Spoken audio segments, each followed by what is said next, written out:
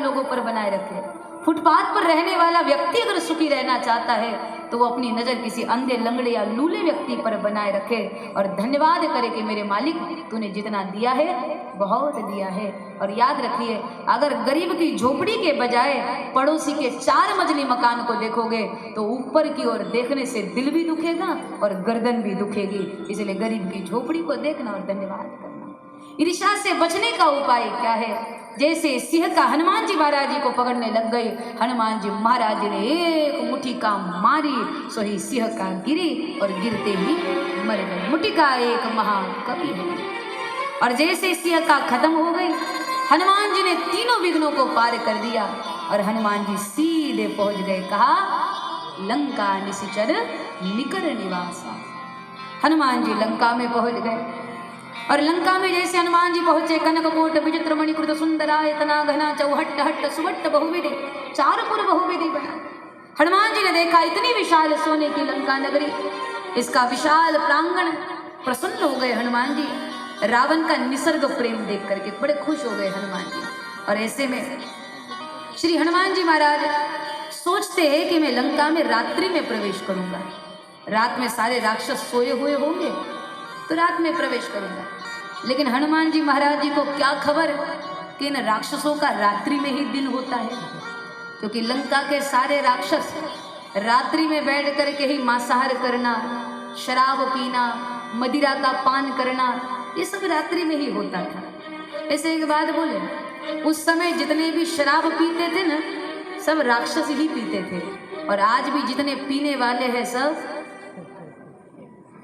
हमने कुछ नहीं कहा, आज भी जितने पीने वाले सब राक्षस ही। वैसे मूल बात ये है कि हम सभी लोगों को ऋषि पुत्र कहा जाता है, लेकिन ऋषि पुत्र से हम लोग आज शिशि पुत्र होते चले जा रहे हैं। लोग नशे में धुत हो जाते हैं। पर मुझे समझ में नहीं आता, बोतल के नशे में रखा क्या है? रात को पियोगे सुबह उतर जाएगी, रात को पियोगे सुबह उतर जाएगी। एक ही प्याला हरिनाम का पीले प्यारे, तेरी तो जिंदगी संवर जाएगी, तेरी तो जिंदगी। अगर नशा करना है तो मालिक के नाम का नशा करो, उसके भक्ति के मस्ती में डूब कर तो देखो, डूब कर के भी तैर जाओगे। और बोतल के नशे में क्या रखा है? कितने कितने परिवार खराब हो गए। बड़ी विचित्र दशा है महाराज। नशे में धुत हुआ व्यक्ति वो खुद नहीं जानता कि मैं क्या कर रहा हूँ, क्या बोल रहा हूँ, कैसे चल रहा हूँ। एक शराबी नशे में धुत होकर के अंधेरी रात में सुनसान सड़क पर अकेला पैदल चल करके जा रहा था। बारिश भी बड़ी जोरों की हो रही थी, बीच बीच में बिजलियां भी कड़क रही थी। तो ऐसे में वो शराबी हाथ में बोतल लेकर के लड़खड़ाते हुए चल रहा था। अब जैसे चला तो चलते चलते इसको ठोकर लग गई और वो शराबी जमीन पर गिर गया। अब जैसे ठोकर लगी और वो शराबी गिरा, संयोग ऐसा बना कि उसी समय बिजली चमक गई। अब जैसे बिजली चमकी तो ये शराबी ऊपर की ओर देखता है और हंसता है और कहता है, वाह प्रभु, एक तो मुझे गिरा दिया और जब मैं गिर गया तो ऊपर से फोटो भी खिंचवा लिया। ऊपर से फोटो खिंचवा लिया। बोलना तो चाहिए था कि फोटो खिंचवा रहा हो तो थोड़ा अच्छे ढंग से बैठ जाता, बढ़िया पोज पोज कुछ देता। तो शराबी व्यक्ति खुद नहीं जानता कि वो क्या कर रहा है, क्या बोल रहा है। वैसे देखा जाए, लोगों से अगर पूछो ना कि शराब पीते क्यों हो, फायदा क्या होता है, तो आदमी कहता है बिना फायदे के तो हम सांस भी नहीं लेते। तो शराब भी पीते हैं तो फायदे से, फायदा देख के ही पीते हैं। और पूछा क्या फायदा होता है, तो लोग कहते हैं शराब पीने के बड़े फायदे होते हैं। क्या? बोले पहला फायदा, ध्यान से सुनिएगा, शराब पीने का पहला फायदा ये है कि शराब पीने वाला व्यक्ति कभी बूढ़ा नहीं होगा।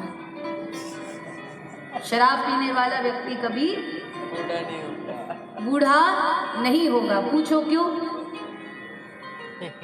सो गई क्या? शराब पीने वाला व्यक्ति कभी बूढ़ा नहीं होगा। क्यों? क्योंकि बूढ़ा होने से पहले ही मर जाएगा। पहला फायदा। उसके बाद शराब पीने का दूसरा फायदा क्या? कि शराब पीने वाले व्यक्ति के घर पे कभी चोर चोरी नहीं करेगा, क्योंकि चोर भी जानता है इसने नशे में धुत होकर के अपना सब कुछ वैसे ही गवा दिया। इसके घर पे जाके तो वैसे भी कुछ मिलने वाला नहीं है, तो जाकर के क्या मत्था पीटूं? तो चोर भी चोरी नहीं करता। ये शराब पीने का दूसरा फायदा। उसके बाद शराब पीने का तीसरा फायदा, और ये सबसे बढ़िया वाला फायदा है। कौन सा? कि शराब पीने वाले व्यक्ति को कभी कुत्ता नहीं काटेगा।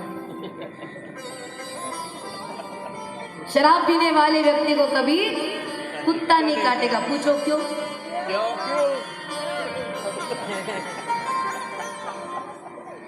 शराब पीने वाले व्यक्ति को कभी कुत्ता नहीं काटेगा, क्योंकि कुत्ता भी सोचता है ये तो दिन रात अपने साथ अपने ही नाली और गड्ढे में पड़ा रहता है, अपने भाई जैसा है।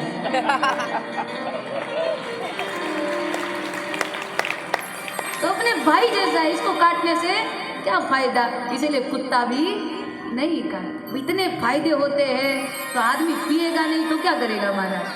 अब ऐसे देखा जाए समय कम है, और मुझे नहीं लगता सिवनी में ये नशे आदि के बारे में, शराब के बारे में बात करने की कोई ज़रूरत है, क्योंकि सिवनी में कोई शराब पीता नहीं। तो फिर तो कोई शराब पीता नहीं तो फिर बात करके फायदा क्या?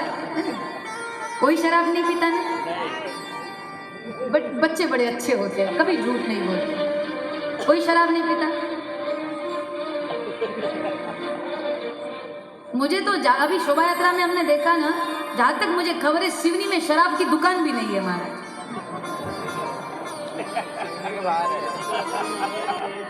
आपकी हंसी सारा भेद खोल रही है ना। सिवनी में शराब की दुकान है? किधर है? बाहर। आपको कैसे पता? अच्छा, दुकान होगी पर पीने वाले नहीं होंगे, अब दूसरी जगह से आते होंगे। इधर के लोग पीते नहीं। एक जगह पे हमने ऐसे ही पूछा कि गांव में शराब की दुकान है क्या? तो सब बोले, बच्चे भी बोले कि नहीं, हमारे गांव में शराब की दुकान नहीं है। तो हम बड़े खुश हो गए। हमने कहा कि बढ़िया बात है, गांव में शराब की दुकान नहीं है, ताली बजाओ। तो सबने ताली बजाई। तो बाद में जब हमने कहा कि गांव में शराब की दुकान नहीं है, बढ़िया बात है, ताली बजाओ, तो सबने ताली बजाई। तो ऐसे में बाद में एक बच्चा बोले गांव में शराब की दुकान नहीं है, घर से ही बेचते हैं। दुकान नहीं, घर से बेचते हैं। तो बड़ी विचित्र दशा है महाराज। विनोद के लिए तो ठीक लगता है, लेकिन बहुत से परिवार बर्बाद हो जाते हैं, बहुत से बच्चों का भविष्य खतरे में आ जाता है, माताओं का सुहाग उजड़ जाता है, अपमान पाना पड़ता है, सब कुछ खत्म हो जाता है एक नशे के कारण। इसलिए मेरा निवेदन है, व्यसन करना है तो भगवान की भक्ति का करिए, अच्छी कला का करिए, अच्छी चीज़ों का करिए। बोतल के नशे में धुत होकर के अपने जीवन को बर्बाद मत करिए। क्या किया क्या किया क्या किया रे, तूने जीवन गवा दिया, क्या किया रे, जिसे पाना था उसको तो खो दिया, जिसे पाना था उसको तो खो दिया। क्या किया क्या किया। नशे में जो तो वह व्यक्ति खुद नहीं समझता वो क्या कर रहा है, क्या बोल रहा है। उसके बच्चे अपना जीवन अपमानित महसूस करते हैं। जिसके कंधे पर पूरे परिवार का बोझ है, जब उसी को नशे में धुत होने के बाद दूसरे के सहारे की जरूरत पड़ती हो, तो आप सोचिए उनके पत्नी पर, परिवार पर, बच्चों पर क्या असर पड़ता होगा। वो लोग खुद भी नहीं जानते वो क्या बोल रहे हैं, क्या कर रहे हैं। एक ऐसा ही शराबी पुजारी जी के पास पहुंचा, और पुजारी जी के पास पहुंच करके बोले पुजारी जी आप बड़े ज्ञानी हैं, बताइए इस दुनिया में सबसे कौन बड़ा है? क्या पूछा? बोले इस दुनिया में सबसे कौन बड़ा? तो पुजारी जी बोले मनुष्य बड़ा, क्योंकि वही सब कुछ बनाता है, तो मनुष्य बड़ा। शराबी बोले अच्छा मनुष्य बड़ा, तो फिर धरती पे क्यों खड़ा? तो पुजारी जी बोले चल ठीक, धरती बड़ी। शराबी बोला अच्छा धरती बड़ी, तो फिर शेषनाग पे क्यों पड़ी? तो पुजारी जी बोले चल छोड़, शेषनाग बड़ा। शराबी बोला अच्छा शेषनाग बड़ा, तो फिर शिव जी के गले में क्यों पड़ा? अब पुजारी जी बोले भाई छोड़ ना, तू ही बता इस दुनिया में कौन बड़ा? तो शराबी हिलते हुए बोला नशे में धुत था, और कहने लगा, बोले पुजारी जी ध्यान से सुनिए, मेरे हिसाब से तो इस दुनिया में वो सबसे बड़ा जो पूरी बोतल पी करके भी 2 टांग पे खड़ा, वो सबसे बड़ा। तो जो नशे में धुत होते हैं वो खुद नहीं जानते क्या कर रहे। तो उस समय जिन्होंने शराब पी थी वो सारे राक्षस थे, और आज भी जितने पीने वाले हैं सब राक्षस है। हनुमान जी ने सोचा रात में प्रवेश करूं, और जैसे हनुमान जी महाराज जी ने रात्रि में प्रवेश किया, सो उसी समय लंका के द्वार पर मिली लंकिनी। हनुमान जी महाराज जी ने भीतर प्रवेश किया तो लंकिनी ने रोक लिया, कहा ए चोर किधर घुसे जा रहे हो। हनुमान जी महाराज बोले, लगता है तुम्हारी बुद्धि में भेद है।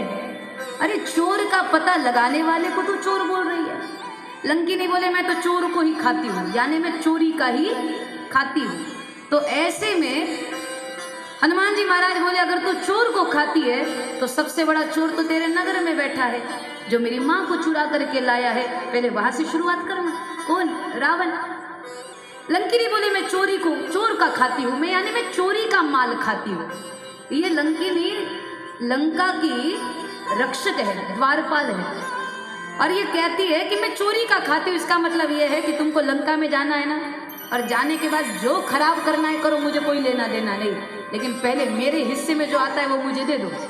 यानी ये घूस मांग रही है, रिश्वत मांग रही है कि मुझे मेरा हिस्सा दे दो, अंदर जाके तुम्हें जो बर्बाद करना है सो करो, मुझे कोई लेना देना नहीं, मुझे तो अपना हिस्सा चाहिए। यानी हनुमान जी महाराज जी से घूस मांग रही है।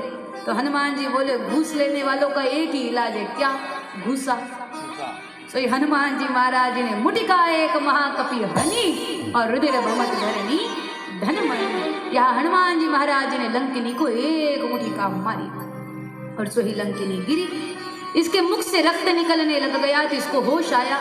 अपने आप को संभालते हुए लंकिनी उठी और उठ करके कहने लग गई कि मेरा बड़ा सौभाग्य है कि आज मुझे संतों का दर्शन हो गया। बड़ी विचित्र बात, अब तक चोर चोर बोल रही थी, अब जैसे प्रहार पड़ा सोई कहने लग गई कि आज मुझे संतों का दर्शन हो गया, मुझे मेरा सौभाग्य है कि मुझे सत्संग मिल गया।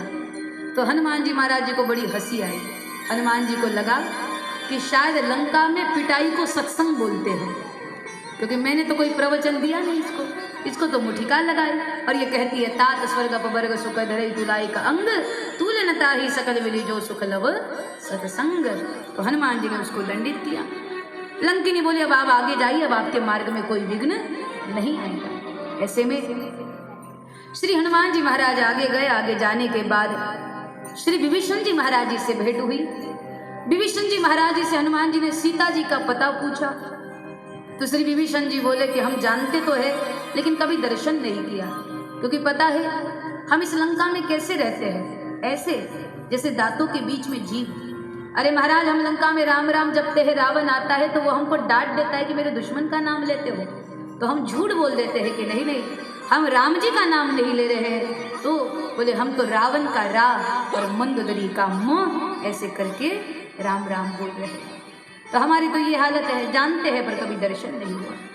हनुमान जी महाराज बोले, आज आप मुझे सीता जी से मिलाइए, हम आपको वचन देते हैं किसी दिन हम आपको राम जी से मिलाएंगे। तो विभीषण जी बड़े प्रसन्न हो गए, सीता जी का पता बताया। श्री हनुमान जी विभीषण जी के कहना अनुसार महाराज अशोक वाटिका में पहुंचे, जहाँ अशोक वाटिका में श्री सीता जी राक्षसियों के बीच में घिरी हुई अशोक वृक्ष के नीचे बैठी हुई थी। उसी समय हनुमान जी महाराज जाकर के उस वृक्ष के ऊपर बैठ गए। हनुमान जी सोच ही रहे थे कि कैसे परिचय कराऊं, मुद्रिका डालूं, खुद प्रकट हो जाओ। हनुमान जी सोच रहे थे कि उसी समय पे ही अवसर रावण तह आया। रावण आया और आकर के रावण ने सीता जी को बड़ा भय दिखाया कि मेरे से ब्याह करो, वनवासी राम ने क्या रखा है, मुझसे विवाह करो। तो सीता जी बड़ी नाराज हो गई। सीता जी ने हाथ में घास का तिनका उठाया और बड़े क्रोध में जब श्री सीता जी ने उस घास के तिनके को देखा तो क्रोध से वो तिनका जल करके खाक हो गया। तो श्री सीता जी कहने लगी, रावण देख रहे हो, अगर मैं चाहूँ तो इसी सूखे घास के तिनके के समान तुम्हें जला करके अभी खत्म कर दे सकती हूँ, लेकिन मुझे अपनी नहीं राम जी की रामायण प्रचलित करनी है, इसलिए अभी समय है। राम चरण पंकज उर धरऊ, राम जी के चरणों में चला जा, राम जी माफ कर देंगे, तुम्हारा उद्धार हो जाएगा। रावण को बड़ा क्रोध आया, सीता जी को मारने के लिए दौड़ा। तो उसी समय एक राक्षसी ने उनको रोक लिया और कहा, महाराज सीता जी, उन पर अपने बल का प्रदर्शन मत कराइए, आपके वैरी राम हैं, इनको क्यों आप दंडित कर रहे हैं। ऐसे में रावण ने राक्षसों से कहा कि इनको भय दिखाओ, 1 मास के भीतर भीतर अगर ये मान गए तो ठीक, नहीं तो इनको दंडित करो। रावण वहां से चला गया। सीता जी बड़ी दुखी हुई। उसी समय श्री हनुमान जी महाराज जी ने अवसर जान करके मुद्रिका सीता जी के झोली में डाली। जब कोई नहीं था, उस मुद्रिका को देख करके सीता जी बड़ी प्रसन्न हो गई और प्रसन्न मुद्रा में हर्ष भी हुआ, विषाद भी हुआ। और श्री सीता जी पूछने लगी, इतनी सुंदर मुद्रिका लाने वाला कौन है, सामने आओ। तो हनुमान जी महाराज जी जय श्री राम का नारा लगा करके सीधे मां जानकी जी के सम्मुख आ गए। सीता जी ने देखा और देखने के बाद श्री सीता जी हनुमान जी के ऐसे छोटे रूप को देखती है और उनको लगता है कि ये रावण की कोई माया है, इसलिए सीता जी मुख मोड़ लेती है। तो हनुमान जी कहते, वाह मां, मुझसे कहती हो कि सामने आओ, और जब मैं सामने आया तो मुख मोड़ती हो। ये तो ऐसी बात हुई, किसी व्यक्ति ने मेहमान को 12 बजे भोजन के लिए बुलाया और जब मेहमान आया तो ताला लगा के चला गया। आपने कहा सामने आओ, अब आता हूं तो आप देखती भी नहीं। सीता जी को लगा रावण की कोई माया है, मैं पकड़ में नहीं आना चाहती। हनुमान जी समझ गए। तो उसी समय हनुमान जी महाराज जी ने महाराज एक ऐसा कोड वर्ड बोला कि जो शब्द अक्सर सीता जी राम जी को एकांत में बोला करती थी, और वो शब्द था करुणा निधान। श्री दशरथ जी महाराज रामाय कहते थे, कौशल्या जी राघव कहती थी, और सीता जी राम जी को रघुनंदन कहती थी। तो आज करुणा निधान कहती थी। तो श्री हनुमान जी महाराज जी ने कहा, माँ रामदूत में माँ तू जानकी, सत्य शपथ करुणा निधान की। मैं करुणा निधान की सौगंध कर खा करके कहता हूँ कि मैं राम दूत हूँ। और ये सुन करके सीता जी समझ गई कि ये राम जी के कोई निकटतम सेवक है। तब वहां सीता जी और श्री हनुमान जी के बीच में संवाद हुआ। श्री हनुमान जी महाराज जी ने माँ को सारा वृत्तांत सुनाया, अपने मूल रूप का दर्शन कराया। हनुमान जी वामन से विराट बन गए। तो सीता जी बड़ी प्रसन्न हो गई कि हनुमान ने एक भी बात अपनी नहीं सुनाई, पूरी बात राम जी की सुनाई। तो सीता जी ने प्रसन्न मुद्रा में आशीर्वाद दिया, अजर अमर गुण निधि सुत हो, करहु बहुत रघुनायक छोहु। और उसी समय श्री हनुमान जी को आशीर्वाद दिया, सो ये हनुमान जी का नया जन्म हो गया राम जी के बेटा के रूप में। और हनुमान जी का स्वभाव है, जब भी हनुमान जी का नया जन्म होता है ना, हनुमान जी को भूख लगती है। पहली बार जन्म हुआ तो बाल समय रवि बख्श लिए, जब छोटे थे सूर्य को फल समझ करके खा गए थे। आज एक बार फिर जन्म हुआ तो फिर भूख लग गई। तो माँ से कहने लगे, माँ बड़ी भूख लगी है। सीता जी बोले, हनुमान इतनी लंबी यात्रा करके आए, बीच में कुछ खाने को नहीं मिला क्या? हनुमान जी महाराज बोले, माँ मिले तो बहुत सारे लोग, लेकिन सब खाने ही खाने वाले मिले, खिलाने वाला कोई नहीं मिला। सुरसा बोली मैं सर्पों को खाती हूँ, लंकिनी बोली मैं चोरों को खाती हूँ, सिंहका बोली मैं 7 वाले जीवों को खाती हूँ। तो सब खाने ही खाने वाले मिले, खिलाने वाला तो कोई मिला ही नहीं। आखिर जीव की तृप्ति तो भक्ति ही कर सकती है। तो माँ बड़ी भूख लगी है। सीता जी ने कहा, हनुमान सामने जाओ, वो रावण की अशोक वाटिका है, वहां जाकर के अपनी भूख को शांत करो। लेकिन हनुमान ध्यान रहे, जो फल नीचे गिरे हैं उन्हीं को उठा करके खाना, वृक्षों से तोड़ करके फलों को मत खाना। तो ऐसे में श्री हनुमान जी महाराज ने कहा, माँ जैसी आपकी आज्ञा। हनुमान जी अशोक वाटिका में गए और जाकर के देखा तो एक भी फल नीचे गिरा हुआ नहीं था। भूख बड़ी जोर की लगी थी। माँ ने कहा कि जो गिरे फल है उन्हीं को खाना, वृक्षों से तोड़ करके फलों को मत खाना। अब एक भी फल गिरा हुआ नहीं है, भूख लगी और माँ की आज्ञा है तोड़ना मत। तो ऐसे में हनुमान जी महाराज बल बुद्धि के दाता है ना, ज्ञानी नाम अग्रगण्य है ना। हनुमान जी महाराज जी ने विचार किया कि माँ ने फल तोड़ने से मना किया है, माता जानकी जी ने फल तोड़ने से मना किया है, वृक्ष तोड़ने से तो नहीं। माने फल तोड़ने से मना किया है, वृक्ष तोड़ने से तो नहीं। सो ये हनुमान जी महाराज अब वृक्षों को पकड़ते हैं, उन्हें हिलाते हैं, और जो फल नीचे गिरे उन्हीं को उठा करके हनुमान जी महाराज खाते हैं। तो राक्षसों को खबर लगी, राक्षसों ने देखा, सो ये हनुमान जी महाराज जी को पकड़ने के लिए राक्षस दौड़े। तो हनुमान जी इतने अद्भुत है, अतुलित बलधाम हेम शैलाभ। जैसे राक्षस आते ना, एक एक के साथ नहीं लड़ते हनुमान जी महाराज, अपनी पूंछ को लंबा करते हैं, सबको एक साथ पूंछ में लपेटते हैं और पूरी ताकत से इतनी जोर ऊपर की तरफ फेंक देते हैं कि सारे राक्षस गुरुत्वाकर्षण शक्ति के बाहर चले जाते हैं, तो कोई वापस नहीं आता। हनुमान जी बोले नीचे मत आना, ऊपर मंडराते रहो, कोई टेंशन नहीं है। लेकिन राम जी का संकल्प है धरती पे एक भी राक्षस नहीं रहना चाहिए, आसमान में मंडराते रहो, कोई दिक्कत नहीं है। हनुमान जी बड़े अद्भुत है। जैसे राक्षस रावण एक एक को भेजता गया, हनुमान जी महाराज सबको खत्म करते रहे। कहते हैं हनुमान जी, कछु मारे सी कछु मर देसी, कछु मिले सी धरी धूरी, कछु पुनि जाए पुकारे प्रभु मरकट भल भूरी। तुलसीदास जी महाराज लिखते, कुछ को हनुमान जी महाराज जी ने मार दिया, कुछ को मिट्टी में घसीट दिया, किसी को पैर के नीचे रौंद दिया, किसी को पूंछ में लपेट दिया।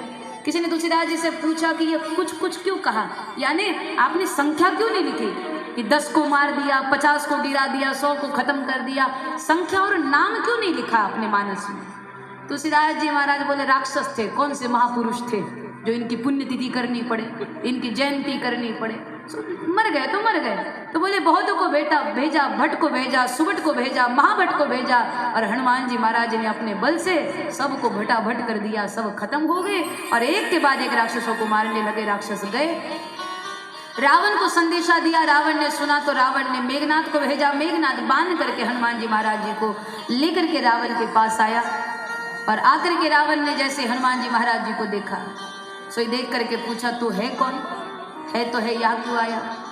तो रावण को हनुमान जी महाराज उत्तर देते हैं, रावण इन सारी चीज़ों का कोई महत्व नहीं, मेरी बात मान, सीता जी को वापस लौटा दे, राम जी के चरणों में शरणागति स्वीकार कर ले। तो रावण हंसने लगा, बोले देखो ये वानर मेरा गुरु बनने चला। देखा जाए तो हनुमान जी गुरु ही है, लेकिन रावण पहचान नहीं पाया। सोई जब हनुमान जी उसको ज्ञान देने लगे, इसको बड़ा गुस्सा आया, बोले तुम्हें समझ नहीं है, मुझसे कह रहे हो, मुझे ज्ञान की बातें सुना रहे हो, मौत को तुम्हारे बगल में खड़ा कर दूंगा।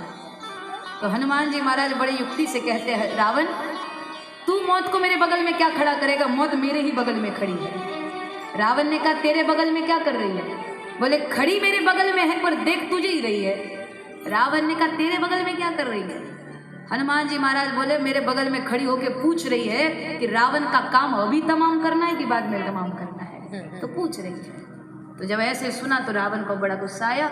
रावण ने कहा कि इस दूत को खत्म कर दो, मार दो। तो विभीषण जी ने कहा नीति विरोध न मारी दूता, किसी के दूत को मारना ये नीति के विरोध में है, तो क्या करे, बोले अंग भंग करी पठई बंदर, अंग भंग कर। हनुमान जी महाराज सोचने लगे अंग भंग करने की बात चल रही है, कहीं ऐसे समय में रावण को अपनी बहन शूर्पणखा की याद आ गई और कहीं उसने मेरा नाक कान काट दिया तो नटकटे होकर के राम जी के पास जाएंगे क्या, नाक कटवा के जाएंगे क्या, तो क्या करें। तो श्री हनुमान जी महाराज ने युक्ति करी, क्या किया, पूरी सभा में हनुमान जी महाराज खड़े थे और उसी समय हजारों नेत्र हनुमान जी के ऊपर थे। रावण कह रहा था अंग भंग कर दो, तो उसी समय हनुमान जी महाराज ने एक युक्ति करी, क्या, पीछे लहरा रही थी हनुमान जी महाराज जी की पूंछ। आज हनुमान जी महाराज जी ने अपनी पूंछ को पकड़ करके हनुमान जी महाराज अपनी पूंछ को आंखों के सामने लेकर के आ गए और अपनी पूंछ को बड़ा लाड करने लग गए कि हाय री मेरी पूंछ, मेरी प्यारी पूंछ। और हनुमान जी अपने पूंछ को बड़ा लाड करने लगे, बड़ा प्रेम करने लग गए और हनुमान जी महाराज अपनी पूंछ को बड़ा स्नेह करते हुए उसकी आरती उतारने लग गए। कर्पूर गौरम करुणावतारम संसार सारम भुजगेंद्रहारम। और जैसे आरती उतारने लगे रावण को लगा इस वानर को अपने पूंछ से बड़ी ममता है, तो हे दूतों इसके पूंछ में आग लगा दो। सोही लंका का सारा घी कपड़ा लाया गया, हनुमान जी महाराज जी के पूंछ को बांधा गया। हनुमान जी महाराज बड़े ध्यान से देख रहे हैं कहाँ से आ रहा है, क्योंकि जहाँ से आ रहा है चंदा वहाँ प्रसाद भी तो देना पड़ेगा। बोले सब घर से आ गए, एक विभीषण जी के घर से नहीं आया, वहाँ कुछ भी नहीं देना है। तो जहाँ सारा लंका का घी और कपड़ा लाया गया। हनुमान जी की युक्ति है, पूंछ बढ़ाते जा रहे हैं, बोले सारा घी खत्म हो जाएगा, इनके पास खाने पीने के लिए कुछ बचेगा नहीं और ऐसे में ये दुबले पतले हो जाएंगे तो पहले दिन के युद्ध में ही मारे जाएंगे। ये हनुमान जी की युक्ति है। तो हनुमान जी महाराज जी के पूंछ को बांधा गया और जैसे पूंछ को बांधा गया रावण कहता है पूंछ में आग लगाओ। तो हनुमान जी महाराज रावण से कहते अरे रावण आ, एक आध आहुति तो दे दे। रावण समझ नहीं पा रहा। और उसी समय जैसे हनुमान जी महाराज जी के पूंछ में आग लगा दी गई, सो हनुमान जी महाराज जी ने जय श्री राम का जयकार लगाया और भवन के ऊपर श्री हनुमान जी महाराज कूदने लग गए तो पूरा भवन धू-धू करते हुए जलने लग गया। ऐसे में श्री हनुमान जी महाराज लंका को जलाने लग गए, भवन के ऊपर छलांग लगाने लग गए और सारे लंका के लोग देख रहे हैं, आंखों के सामने लंका पिघलती हुई चली जा रही है और हनुमान जी लाल लंगोट पहने हुए, हाथ में सोटा धारण किए हुए श्री हनुमान जी महाराज लंका को जला रहे हैं और भगत गण गा रहे हैं। लाल लंगोटो हाथ में सोटो,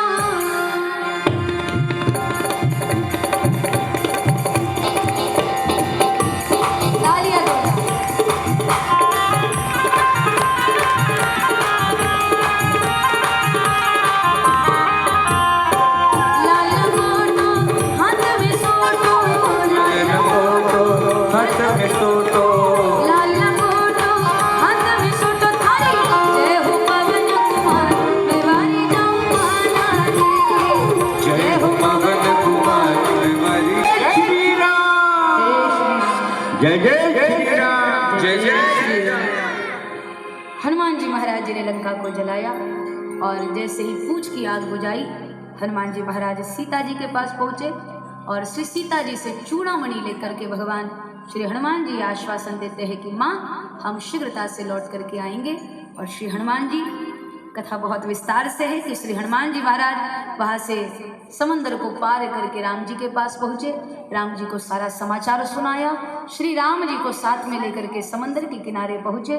समंदर के किनारे श्री राम जी ने 3 दिन तक आसन लगा करके समुद्र देव को प्रसन्न करना चाहा। समुद्र देव ने जब मार्ग नहीं दिखाया तो श्री राम जी ने बाण चढ़ाया और बाण चलाने वाले थे कि उतनी देर में समुद्र देव प्रकट हो गए। परिणाम में समुद्र देव ने मार्गदर्शन किया कि भगवान आपकी सेना में नल नील नाम के 2 ऐसे वानर हैं जो सेतु बनाने का कार्य बहुत अच्छे से जानते हैं। इसमें आपके राम नाम में बड़ी ताकत है और जब आपका राम नाम का सहारा देकर पत्थर पानी में छोड़े जाएंगे तो हमें पता है कि इस चमत्कार सारा जगत देखेगा, पत्थर भी पानी पे तैरने लगेंगे।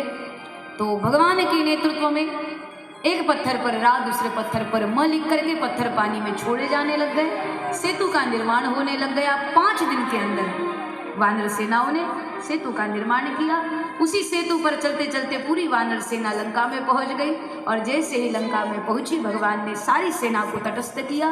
रावण को खबर मिली और रावण ने भी अपनी पूरी सेना को तैयार किया और ऐसे में भगवान राम पूरी योजना बनाते हैं। श्री हनुमान जी नल नील जामवंत अंगद सुग्रीव जी सबको प्रशस्त करा दिया और कहा कि आपको इस द्वार पर युद्ध करना है, आपको इस द्वार पर युद्ध करना है। सारी योजना हो गई, भगवान युद्ध की सारी तैयारी कर चुके हैं और कहते हैं कि भगवान युद्ध करने से पहले सबसे पहले जगदम्बा का पूजन करते हैं, माँ भवानी का पूजन करते हैं, क्योंकि युद्ध के लिए शक्ति की जरूरत है और शक्ति देने वाली भगवती है।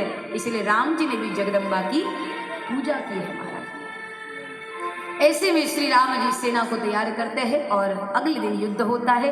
अब हम ज़्यादा समय नहीं लगाएंगे, जितनी जल्दी हो सके रावण मर जाए उतना अच्छा है। अगर संभव हो तो आयोजन करता है एक नारियल की व्यवस्था बना दे, जैसे रावण मर जाए सोई नारियल फोड़ दे। तो यहाँ पर जैसे ही सेना तैयार हो गई, रात्रि बीत गई, सुबह का सूरज उदित हो गया और जैसे ही सुबह का सूरज उदित हुआ महाराज शंखनाद हो गया, घंटनाद हो गया और उसी समय दोनों सेना एक दूसरे के सम्मुख आकर के खड़ी हो गई अपूर्वतम भाव के साथ। यहाँ पर जैसे ही आक्रमण की ध्वनि सुनाई पड़ी तो सारी वानर सेना एक साथ राक्षसों पर टूट पड़ी और जैसे ही टूट पड़ी, वानरों के पास अस्त्र शस्त्र नहीं है, इनके शस्त्र है पत्थर है। वो राक्षसों की तरफ फेंक करके मारते हैं और 10-10 वानर एक राक्षस पे टूट पड़ते हैं और तब तक नहीं छोड़ते जब तक राक्षस खत्म नहीं हो जाता। और ऐसे में रावण की पहले दिन में आधी सेना खत्म हो गई। दूसरे दिन मेघनाद और विभीषण जी के बीच में युद्ध हुआ। उस युद्ध में मेघनाद ने लक्ष्मण जी को ब्रह्मबाण चलाया। ब्रह्मबाण के लगने से लक्ष्मण जी घायल होकर के जमीन पर गिरे और ऐसे में हनुमान जी महाराज संजीवनी बूटी लेकर के आए। श्री लक्ष्मण जी को संजीवनी बूटी पिलाई गई, मूर्छा से जागे। तीसरे दिन श्री लक्ष्मण जी और मेघनाथ जी के बीच में युद्ध हुआ। उस युद्ध में श्री लक्ष्मण जी ने अपने पूरे बल का दर्शन कराया। एक बाण छोड़ा, उसमें से हजारों बाण निकल करके मेघनाथ की ओर जाने लग गए। और जैसे सहस्त्र बाण एक साथ मेघनाथ को लगे, मेघनाथ धड़ाम से जमीन पर गिरा, गिरते ही मर गया। जयकार होने लग गई, बोल सियावर रामचंद्र की जय। मेघनाथ मारा गया, कुंभकर्ण को जगाया गया। श्री राम जी के पास कुंभकर्ण आता है युद्ध में और विभीषण जी से कहता है, तात भय निशिचर कुलभूषण, मेरे भाई जाकर के राम जी से कहे कि अब हमको जिंदा रहने की ज्यादा चाह नहीं है, जल्दी से हमारा वध कर दे और हमको मुक्त करा दे। तो जैसे ही कहा, ऐसे में भगवान राम ने विलंब न करते हुए सरकार आए। एक बार भगवान ने युद्ध भूमि में छोड़ा, उसमें से हजारों बाण निकले। कुंभकर्ण की तरफ वो तेज गति से चलते गए। कुंभकर्ण की भुजाएं कट गई, विशाल शरीर उसका छिन्न भिन्न हो गया। और ऐसे में जब विशाल काय कुंभकर्ण बाणों के लगने से धड़ाम से जमीन पर गिरा, गिरते ही मर गया। जयकार होने लग गई, बोल सियावर रामचंद्र की जय। और ऐसे में कुंभकर्ण भी मारा गया, मेघनाथ भी मारा गया। एक के बाद एक अनेक राक्षस खत्म होने लग गए। रावण को लगा कि अब युद्ध भूमि में हमको ही पहुंचना है, तो पूरी तैयारी के साथ रावण युद्ध भूमि में आया। यहाँ भगवान श्री राम जी भी सुंदर रथ पर सवार हुए। एक ओर से दशरथ का बेटा है तो दूसरी ओर से दशानन है, और दोनों में बड़ा घमासान युद्ध हुआ, द्वंद्व हुआ। श्री राम जी बाण चलाते हैं, रावण को बाण लगता है, उसका गर्दन कट करके जमीन पर गिर जाती है, लेकिन फिर रावण जिंदा हो जाता है। और ऐसे में जब एक के बाद एक बाण मारे जा रहे, रावण मरता नहीं, तो ऐसे में राम जी बड़े परेशान हो गए। मेघनाथ से पूछा, से विभीषण जी से पूछा गया, तो विभीषण जी ने कहा, भगवान इसके नाभि में अमृत कुंड है, वो अमृत कुंड सूखेगा तो एक ही बाण से रावण खत्म हो जाएगा। और जैसे युक्ति पता लगी, आज भगवान ने एक बार महाराज अपने धनुष्य पर चढ़ाया। आसमान में सारे देवता तैयार हो गए स्तुति करने के लिए, नारद जी वीणा वादन करने के लिए, सप्तर्षि मधुर गान करने के लिए। और उसी समय भगवान से सब प्रार्थना कर रहे हैं, यदा यदा ही धर्मस्य ग्लानिर्भवति भारत अभ्युत्थानमधर्मस्य तदात्मानं सृजाम्यहम्, कि भगवान धर्म की स्थापना करे, उसके लिए इस अधर्म का निर्मूलन करे।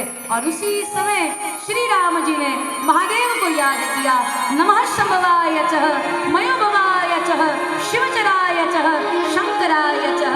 और यह कह करके भगवान ने जैसे एक बाण धनुष्य पर चढ़ाया, उसमें से 31 बाण निकले, बड़ी तेज गति से रावण की ओर जाने लग गए। और जैसे ही रावण के पास पहुंचे, तो ऐसे में रावण की 20 भुजाएं कट गई, 10 मस्तक कट गए, और 31वां बाण रावण के नाभि कुंड में लगा। रावण धड़ाम से जमीन पर गिरा। सबने देखा, पर किसी ने भी ताली नहीं बजाई। यही उम्मीद थी, पक्का हो गया, अभी भी सोए हुए थे। हमने कहा ताली नहीं बजाई, नहीं बजानी थी, नहीं बजानी थी। तो बोले रावण को मरा हुआ समझ के ताली बजा दोगे, कहीं उठ करके खड़ा हो गया तो कहीं तुमको ना बजा दे, इसलिए किसी ने ताली नहीं बजाई थी, पहले कंफर्म कर लिया। तो कैसे किया, रावण गिरा है जमीन पर, जाकर के उसके हाथ को उठाया, उठा करके छोड़ दिया, उसके पाँव को उठाया, उठा करके छोड़ दिया, उसके नासिका के पास 2 उंगली ले गए, तो देखा रावण सांस भी नहीं लेता, हिलता भी नहीं, कुछ बोलता भी नहीं, सांस भी नहीं लेता। तो एकदम से वानर चिल्लाए, बोले रावण मर गया। और जैसे सुना सभी ने जोर हर हर महादेव, हर हर महादेव, हर हर महादेव, हर हर महादेव। जय भगवान